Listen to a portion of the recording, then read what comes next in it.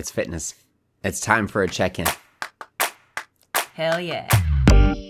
Yeah. Are we excited? Are we scared? A little bit of both. I didn't do the best. Okay. I didn't do the best. I feel like I should have done my in-body before this. Whatever. I did it like a few weeks ago. It's fine. Yeah. What do you mean by, how do you, I mean, what was look. your last one? Here's the funny thing, right? I'm in this Coach X curriculum for Equinox right now, and I'm learning so much. And also, it's like an additional like 7 or 8 hours of work every week to be studying and writing. It's a lot of writing. So much just my workouts are like Suffering. Not as consistent right now. It's funny. It's so funny. Like I see trainers get hired and they're so fit. Think about it. Like you just got in shape for your interview to become an Equinox personal trainer. You've probably been working out really hard leading up to that. And then you get hired. And then I see so many of them get in worse shape after they get hired. And it's so funny because you just spend more. It's not what you think the job is going to be. People underestimate how much sales have to go into this. In the beginning. Yeah. Before you like have your people who want to train with you all the time. I tell new trainers all the time, the first like 6 months are just going to be bit of a grind, and a lot of them are not comfortable with sales because you come into the fitness industry because you want to just help people, right. And sales sometimes feels like you're not helping people. Like a lot of trainers will feel kind of gross about sales in a way. Totally. And that's just continued where it's like you're learning about fitness, you're reading about fitness. Like I'm doing the Coach X thing. I'm also doing NASM's corrective exercise specialist right now. It's just a lot of reading and writing, and I'm like so excited to have a little bit less commitment there and be doing a little bit more of the stuff that I'm learning. Less homework and more working out. The one that's really painful is reading how important sleep is, and I'm because like Equinox's whole thing is MNR, movement, nutrition, regeneration, and those are really like the cornerstones, and all three of them are equally important. And especially reading about the regeneration, being as sleep deprived as I have been, it's like I'm literally like staring at like the benefits of sleep. Like you really should be getting 8 to 9 hours of sleep every night. What do you average, Mick? 5.5. Yikes. I mean, let's talk about it. Like, we'll talk about our workouts. Fine. But let's start with sleep. Let's start with sleep. I'm always so hard on myself about my workouts, too. Whereas my clients, I'm like, thank you for coming to the gym today. Look at you. That's a big one of mine. I say, good for you. Good for you. If they do, like, if I tell them, like, do 10 and they'll, like, do 12, I'll be like, good for you. Good for you. Wow. I got little catchphrases in there. 3, 2, and done. Same cadence every time. Gotta have your little, and I stand like this a lot. I got a whole trainer vibe. I got everything except for like a whistle and a clipboard in there. He also stands with his hands just like in front of him a little bit. I'll do the in front. Yep. Oh yeah. And our son stands like that. Mind you, our son has never seen Dada in a session ever because he's not allowed on the gym floor. But I have a photo of him. I think he's like watching TV or something, and he's standing there, and he's just arms in front, just looking at the TV. And I took the photo because I was like, oh my god, it's Mini Mick. Yeah, that's my son. That's your son. But yeah, you have like your little things that you do in there. There's even an exercise that I literally call the MICK Torres special. Yes, on the cables. It is a side lunge to single leg balance to Palloff press with a weighted cable. Because when you weight the cable on the side of you, it's extra oblique work because it's an anti-rotational core exercise. So I'll start with just Palloff press. Palloff press is like you have the cable here and you press it straight out in front of you. And I'll have people like standing on 2 feet. And then you adjust the modifiers of stability. So you change their base of support. So then standing on one leg. Some people do it on an RX pad if you're nasty. I've made you do it on an RX pad. We've increased the complexity because I'll have you do a side lunge to a single leg balance to a Palaf press. Sometimes we'll throw a single leg RDL in there. I've had you in a Bosu ball. Oh my god, the single leg RDL is hard. I forgot about that one. Don't add that now that I've said that, please. We've talked a lot about progressions. Yes. And like I have you on a progressive overload program right now that's very much about the weights and the reps and the sets, but those are also progressions where we're progressing by complexity or modality or all of those things. Yeah. You've I think you've just updated my program. Mm-hmm. And I did the first day of it yesterday. Yeah. Wow. Here's the thing. My program has been a variation of the same exercises for the last, I don't know, 5 months. Yeah, maybe 6 months, something like that. But every few weeks, sometimes we'll swap a couple exercises here and there. Yeah. And Well, because we're on a macro cycle that really hasn't changed. But within the mesocycle, I explained this on my TikTok.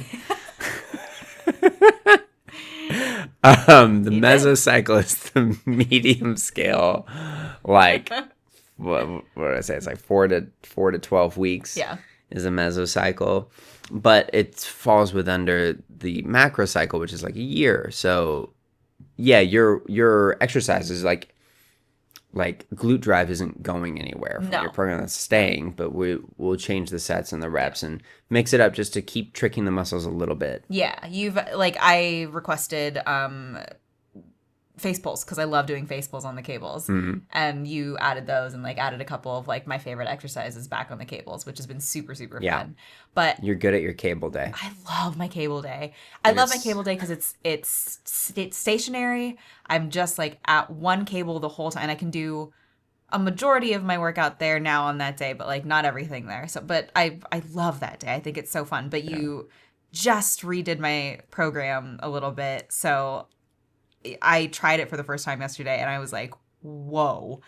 And with how exhausted I was after it was finished, you were like, that is a full workout that you just did. It was full body. It got every piece of me, which was so wild. You kept finishing early. You've got 2 hours when he's in kids club, and you would finish an hour or hour 15 in. Yeah. No, we have no time to waste, baby. No. And I am doing the B-Day tomorrow for the first time. And cross your fingers for me, everybody. So you had an A-Day, B-Day, C-Day, and I cut a couple of things, added a few things, and then I combined those 3 days into 2 days, and then I made C-Day cardio. Just a full cardio day, right? Strictly cardio. And it's also in the event that you don't get your A-Day and B-Day done, finish up whatever you didn't get to. Yes. Because it's a very crowded gym. Sometimes equipment is taken. Yeah. When you come in and you want to do your cable day and you have to wait like today, you had to wait. Yesterday. You had to wait 25 minutes before a cable day. I waited quite some time, yes. Yeah, I know. Yeah, it was wild. But so sometimes that's the only reason that you don't get things done in a week. So I think it's nice to have that cushion day, that third day. Yeah, and the cardio day, even if I finished everything, that cardio day that you wrote for me is killer. Yeah. So we really got into the movement, right into it. Yeah. But going back, let's push sleep to the end because I'll talk about my movement. I'm doing right now. I've gone to. Okay, this is actually great because in Coach X we have case studies, and the thing is you're getting another elite trainer doing the case study on you. So I'm just getting free personal training by being in this thing. And I was talking about my goal to body weight press, overhead press my body weight by the end of the year. And from December 10th to now, I've gained 7 pounds. And I've not added anything to my overhead press PR. I got sick twice. It was the holidays. My nutrition was suboptimal. My sleep has been averaging 5.5 hours. I told the person that I was trying to lift 4 days a week, go to 2 yoga classes a week, and do 2 cardios a week. And, it was a common thing of mine where I'm like overcommitted trying to do too much. And he's like, just prioritize the 4 lifts every week. If the other stuff happens, it's a bonus. Now I'll say I'm in a much better mood, and I just feel better when I get to go to yoga a few times a week. Yeah. But as long as I get in there once a week for my mental health, I think it's adequate. I'd always love more, but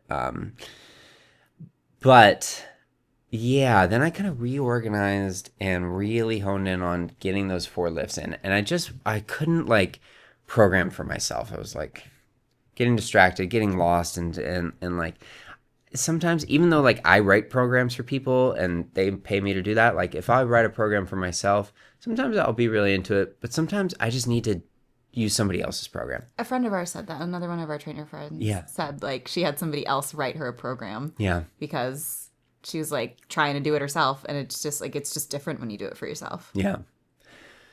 So I took 2 of my favorite programs that I've done throughout the years, both of which have gotten me a lot stronger. And it's just like, I'm just going to go back to these. They're progressive overload programs. And I'm just going to jump in where I am and then just start adding weight over the weeks. So it's in one day, I do a full Wendler, and that has to be on the weekends because it is fairly time consuming. It is people always get confused by this. It's 3 sets of 5, 3 sets of 3, 3 sets of 1, ascending. Okay. Okay. All right. Look. Okay. By people, he meant me. Let me give you like weights. Great. To be an example. We'll go with bench press. 5A, the first lift of the day. 5A, 135. 5B, 155. We throw the 10. 135 is the 45s on each side. Then we throw the 10s on. 5C, 175. Now we got 2 10s on each side. 5 reps. Done. Back down now. 3A. 3A lighter than 5C. Reason we go lighter here is to kind of like, because we're going to be going up on the 3s, and I like to feel just strong. Just that 3A, whatever A is like kind of light for you. Should feel like confident. You should be throwing those reps up there. That's 3A. So we went from 175 on 5C now down to 165 on 3A. Okay, then we take off the 10s and the 5s. We got 25s on each side. We're at 185 for 3B. And then 205 for 3C. And that's fairly heavy for my 3. That's my top 3. And then I drop it back down to 195 for 1A. And then we hit 225. So 2 45-pound plates on each side for 1B. He's still going. And then 235 for 1C. And then we do the same thing on deadlift and squat and overhead press. And that's one day. Can I ask you a question? Do you do this without, like, I know that you write it down to keep track of it for, like, weeks at a time. But, like, if you needed to do this without, like, looking at anything on your phone or anything, could you do that? I just did. See, no. I know. I've literally done 10,000 personal training sessions. I have my 10,000 hours in this subject. The other week, Mick called me Ron Burgundy because if it's not, like, I will do what is written to a T. I'm surprised that I did the weighted, it's got to be like, written down for you. Can you explain why you called me Ron Burgundy, though? She will read whatever is on that teleprompter. But it's true. Go fuck yourself, San Diego. I literally, if it's written, I'm going to do it. I will do it. But if he's like, there are days where here's a great example. If the assisted chin-ups and dips machine is taken, I am to dead hang instead. There are a couple of places in the gym I can do that. I haven't done that because it's not written. Because it's not written down. So every time I'm there, Every time I'm at the gym, like when he tells me at home, I'm like, right, got it. Okay, so I'll dead hang. Yes, yes, Like yes. when, I would definitely. yes, will. absolutely. Like, okay. And you'll be you're like, okay, so if the machine is taken, because there's only one of those machines, there's only one. If that's taken after you're done with cable day, dead hang for as long as you can. Great, babe. Like, thank you so much. Got it. Absolutely. Yeah. And then I will get to the gym. I'll do my workout and then I'll come home and say, oh yeah, I got everything done except for dips and chin-ups. And you're like, oh, but you did the dead hang. And I'm like, oh man, I forgot. No, I didn't. Sorry. I'll do it next time. No, didn't do it. Every time. Without fail. Yeah. So I am baffled that you said whatever you just said right now. Because I'm gonna tell you what happened here. Yeah. I stuck with you for the 5A, 5B, 5C. And then when you went 3A and you started going back down and up and down and up a mountaintop and then you climb back down. That's where everybody gets lost. It was just gone. I know. All of it was gone. It wasn't on the prompter anymore, so I did not read it. No. That's crazy. That's not your program. No, you don't need to worry about that. Thank God. Your program sounds hard. That's one day. Oh. Then I'm doing that was Wendler? That's the Jim Wendler 531 program. I do one day of that, and then I do 3 days of the Grego Gallagher of Kino Body Greek God program. Ah, yes. Mm-hmm. And that's either A day, B day, A day, or B day, A day, B day. But are the reps as complicated as the Wendler program? Great question, Ashley. Oh, God. They're different. It's more of a hypertrophy program. So for our viewers at home, what does that mean? Okay. Hypertrophy means bigger muscles. Ah. Strength is for stronger muscles. You can make your muscles, there are much bigger looking guys who are not as strong as me. Oh. You have different muscle fiber types. And if you focus on the muscle fibers that create size in terms of as opposed to like strength and effectiveness as much, you'll get more hypertrophic. And you do this, hypertrophy has a lot to do with like tempo. So like you can tell if somebody's like benching and they like go down slowly and hold at the bottom for a minute and press back up. And they're not lifting a ton of weight. It's like a big guy who's lifting like 135. That person's working on hypertrophy. Which is trying to make the muscles bigger. Bigger. Got it. I learned something new today. It's also different rep ranges. So I work for the Wendler, I work in the 1 to 5 program rep range. 1 to 5 is strength. If you think of the Olympics, if you think of like an Olympic lifter doing like right, clean and jerk, they're doing 1 rep with as much force as possible. That is strength and power and explosiveness. Is a clean and jerk a real weightlifting term? Yes. I know that a clean is, but is a jerk? Yes. What is... Wait. What is a jerk, Nick? Oh, he's getting up. He's doing an example. So yeah. Clean. I'm not going low, but you would like clean and then you just did a clean and then come up and jerk. Oh, okay. So it's that like really it's like they're like striking a pose almost.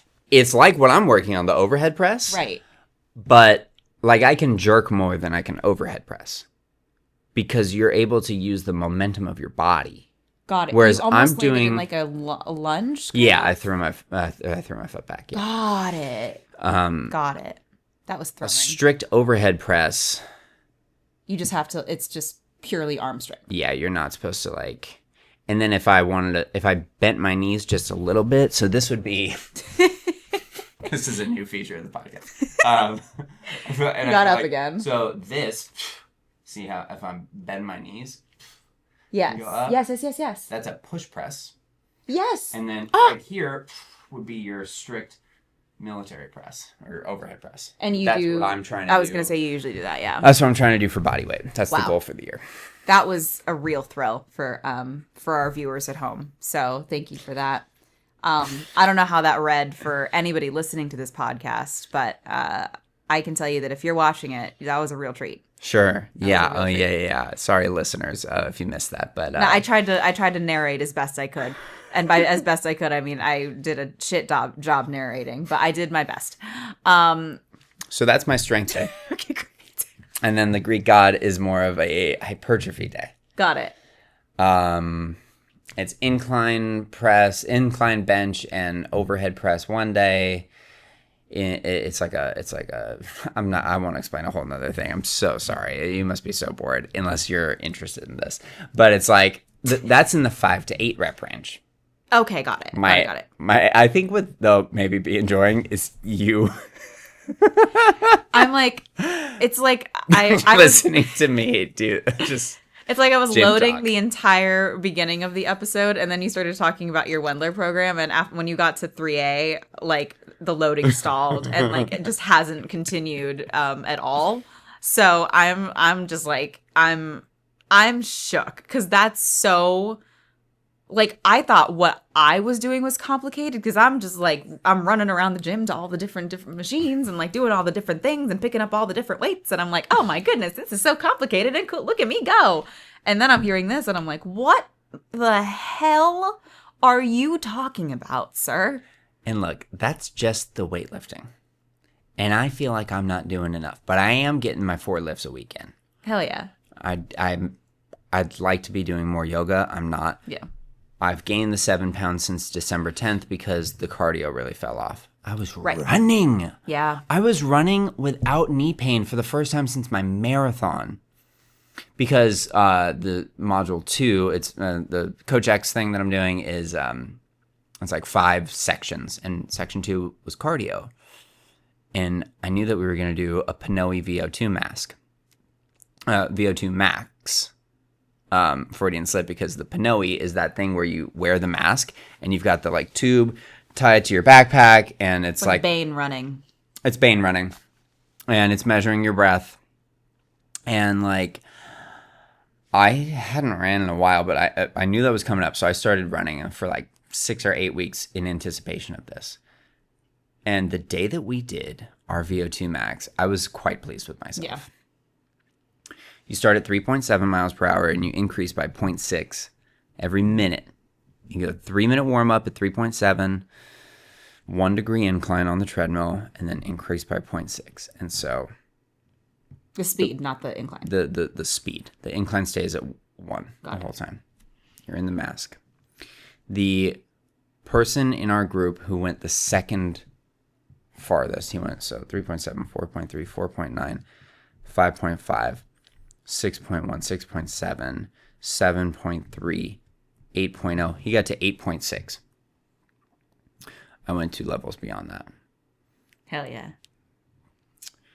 And my heart rate was over 200. Good. I have not done that. I don't know when the last time I did that. I got competitive with it. You? Whoa! Because they were like, yeah, your VO2 max is the #1 indicator for longevity. You were like, I'm going to live forever, bitch. 130.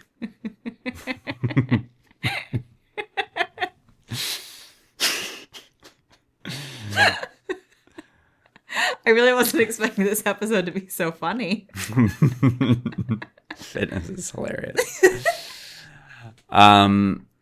So yeah, I pushed it on the cardio, and honestly, that was so exhausting. You felt quite sick the rest of the day. It was Remember unbelievable. You were so nauseous when you came Oh home. yeah.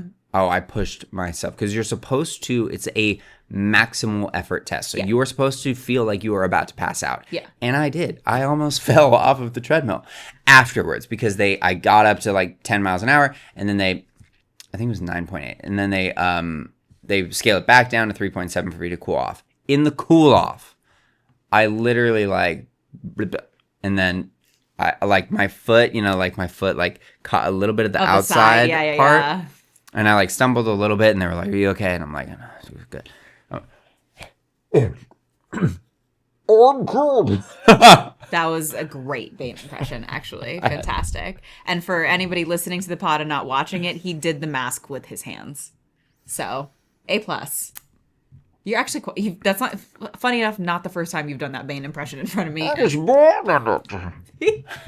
He's good at it. Hire him. So then after that, there was like not a motivating thing to do cardio for so much. Right. And I'll be honest, it fell off. Right. It fell off. Totally. I was swimming in the summer. That fell off. Running in the fall. That's gone. I'll get it back, but I'm carrying those 7 pounds right now. You also had me doing some cardio, and I used to run like when I was a teenager a little bit, which I really, really loved. But I wasn't really doing it in a like consistent manner. Mm-hmm. And you started having me do some more cardio, and you were like, "Oh, let's see if you can run a mile." And I did it once, and I was fine that day. And then I woke up the next day. This was right before Thanksgiving. I woke up the next day and could not walk down any stairs. My knees were destroyed. I have never felt that way in my life. Like, when we got to Thanksgiving, like, I was still, like, you know when you walk down the stairs, but, like, you can't do, like, one step at a time. You have to go, like, you have to put both feet on a step and then go down, put both feet on the step and, like, just keep going like that. Yeah. I like was walking that way for all of Thanksgiving, for all of the time we were out of town. And so then you were like, "Oh, interesting. Like, let's figure out how to make this work." Because I was like, it's not like I don't need to run a marathon in my life. I don't think it's, at this point in my life, it's not something I'm interested in doing. But I was like, I'd love to be able to like run a mile. Like, doesn't seem like the most egregious goal. But then the next time I ran, I felt my knees around the like 3/4 mark of the run, and then I did it a week later and felt it like towards the half a mile-ish part of the run. And then you watched me because you were like, your form isn't great.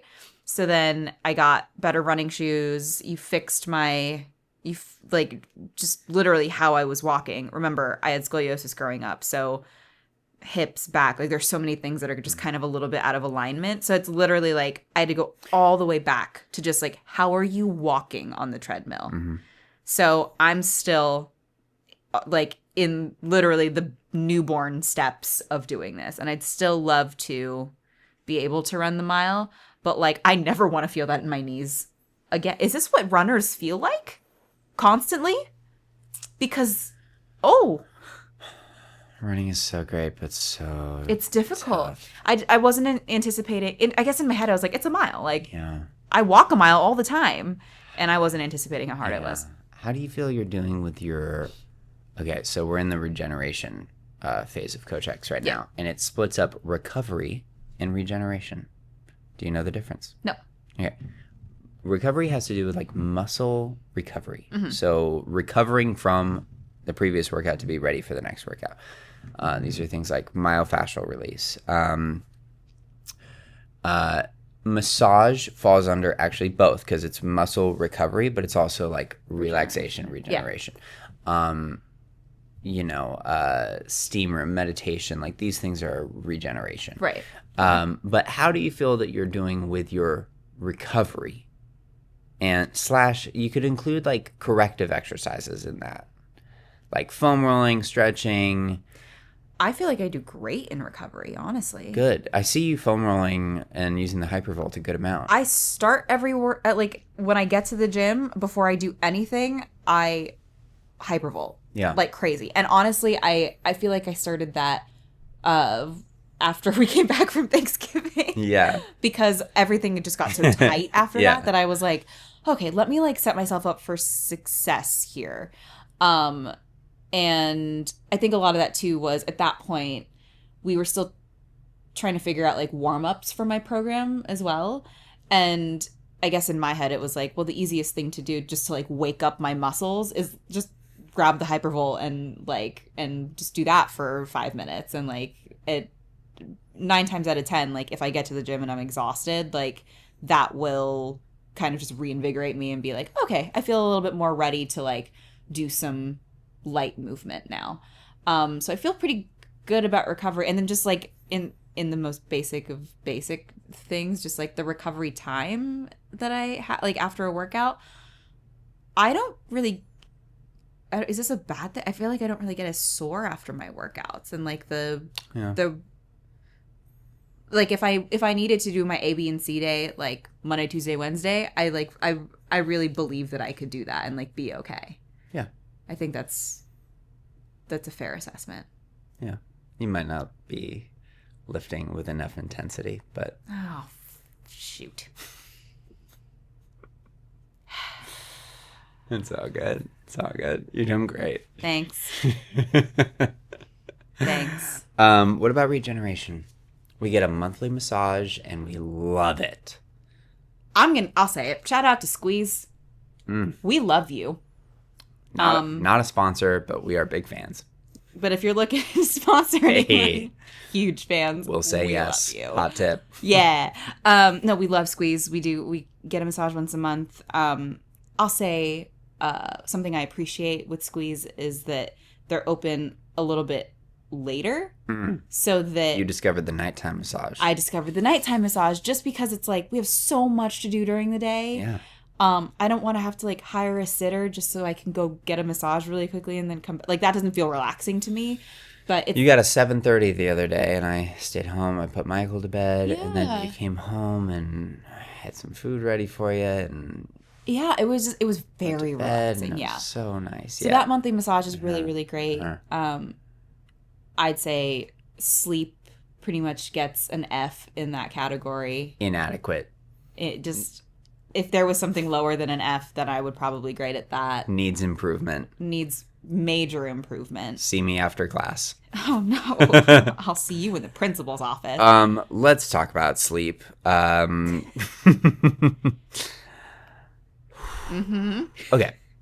Let's talk about the last 28 months. Okay. All right. Starting with pregnancy. How was your sleep? Horrendous. You had to take Unisom. I did. Which made you very groggy.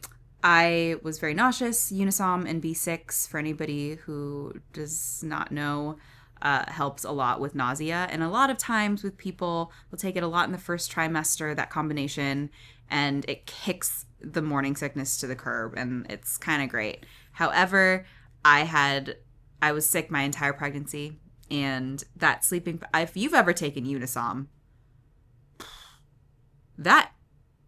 I've never had anything knock me out like that. Yeah. But also like for you to get up. Yeah. Like 10 a.m. was the earliest I could get. Like it was just so hard to get up in the morning. But it was also like, if I don't take it, I will get sick. So that was hard. It was really, really How many hard hours of sleep per night do you think you got during your pregnancy? God, that's hard to say. Only because I also had insomnia towards the end, because I was like restless leg syndrome, and like you're so uncomfortable because you're getting so much bigger, and like it, I don't know, maybe I was getting a solid like 8-9 hours of sleep, maybe something like that. Which sounds incredible. Yeah. You were getting enough sleep, but you weren't necessarily getting the highest quality sleep. I wasn't getting, it wasn't very restful, no. Okay, and then the most interrupted sleep of our lives was the first 6 months of Michael's life. Yep. How many hours per night would you say you got in the first 6 months of Michael's life on average? I would get like 3 or 4 at the beginning of the night. Then I'd get up. In the beginning, it was to nurse him, and then it became to just pump in the middle of the night. And then I would get another like 3 to 4-ish after that. I'm lying, because in that first 6 months I was still nursing him. So I got lucky. He usually only got up like once a night. But it started varying a little bit, because it started off as like he'd get up at like 3 o'clock in the morning, and then I'd feed him, and then we'd go to bed. But as he got older, then that wake up time became like 4 a.m., 5-ish a.m., 6-ish a.m., which meant like it was a weird time for me because then it was like I should probably go. Do I go pump if like he gets up if I know he's gonna get up around 6? At 4 o'clock I should probably go pump. So like I'd go pump, but then I'd come back to bed and then he would wake up at 6. So then I'd be like, okay, I have to nurse him. So towards I'd say like the 4 to 6 month ish mark, it was like the sleep got even more interrupted, which is like crazy to think about. And then of course, like in the first 6 weeks, it's every couple of hours you're just like getting up and doing whatever in the middle of the night, you know? Yeah. So yeah, just heavily interrupted. So I don't know, anywhere from 5 to 7 hours of sleep if I was like lucky. Yeah, 5 to 7. Yeah. I think. Yeah. And That's also when your sleep got really interrupted as well. Yeah, I think I probably have averaged 5.5 hours of sleep for the last 2 years. Yeah. What do you think you get now, or like after? Let's go to now. How many hours of sleep on average do you get per night? I think on a really great night, I fall asleep around 11:30, and then I get up at 7:30. Amazing. More often than not, just because a lot of my work gets pushed to nighttime. I think then I go to bed at like 12:30, 1 o'clock, and I'm getting up at 7:30. So definitely takes a little bit of a hit there. How about you? How you feeling about your sleep lately? Not disappointed, you know? I'm not mad at myself. I'm just disappointed. That's a fair assessment. I got to be better. Getting about 5.5. Yeah. You know, yeah, we do a lot of the work after Michael goes to bed, and I get up at 5. So, we had a really good conversation just the other night about how we think we'll be able to recalibrate, especially once Michael starts preschool. We'll get that extra time built in to get our tasks, or at least like 90% of our tasks, done during the day, so that we can, like, after Michael goes to bed, it's not such a work time for us, and we can start just like getting in the direction of bed a little bit sooner. Mm-hmm. Yeah, there's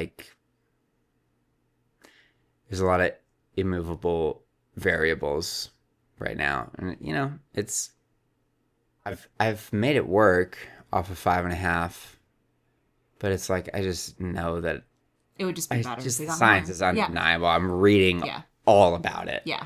What would I be like on 8.5? Oh my goodness! What would I be like? That it really is like. There was a chart in my curriculum, and it made 8.5 look really, really optimal. Yeah.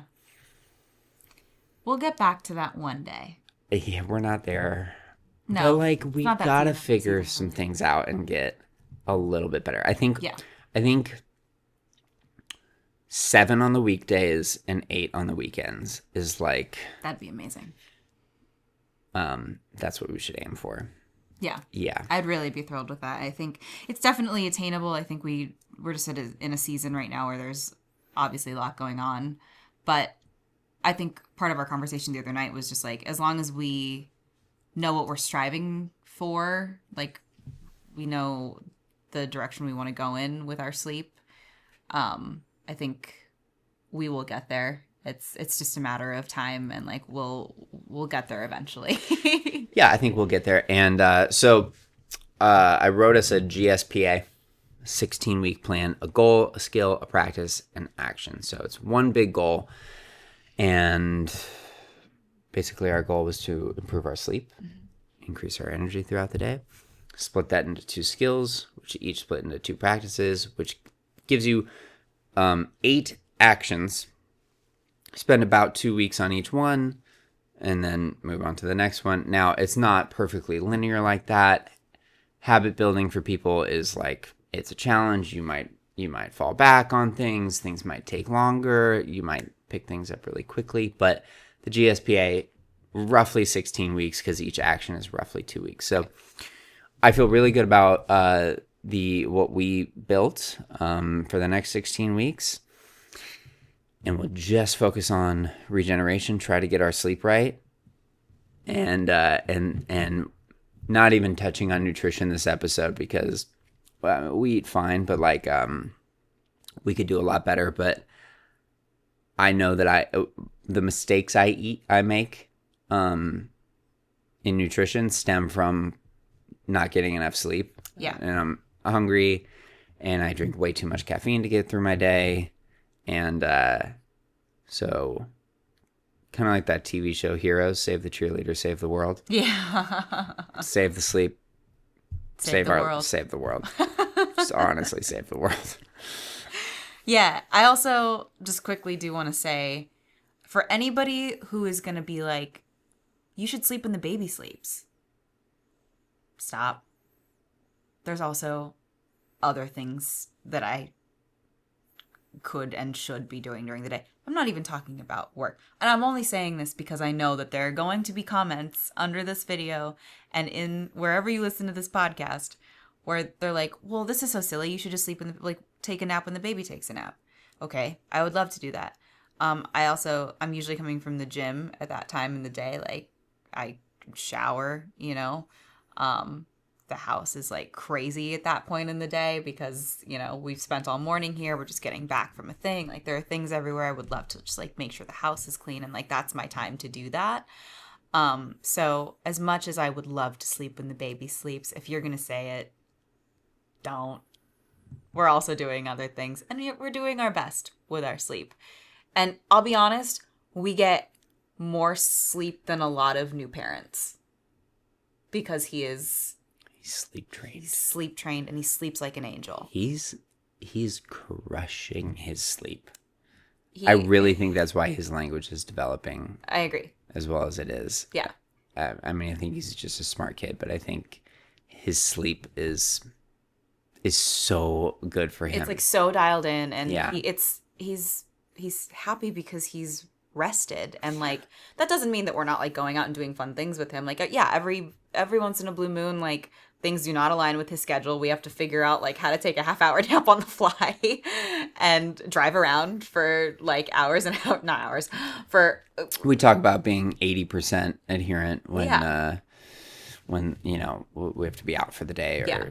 Yeah. And we're lucky because he's flexible too. So like he knows in those days, like, yeah, he's not going to get a lot of sleep. He'll probably go to bed a little bit early, but like he sleeps like an angel. And I know that we get more sleep than a lot of parents do at this point. So I'm really grateful for that. But I also know that we can be striving for more, and I'm excited to get to that point. I'm excited too. This has been a great chat. Yeah. We'll check in on the fitness again soon. Yeah. And speaking of sleep, let's go to bed. Let's go to bed. Good night, everybody. Good night. That was such a late show send-off. Good night, everybody.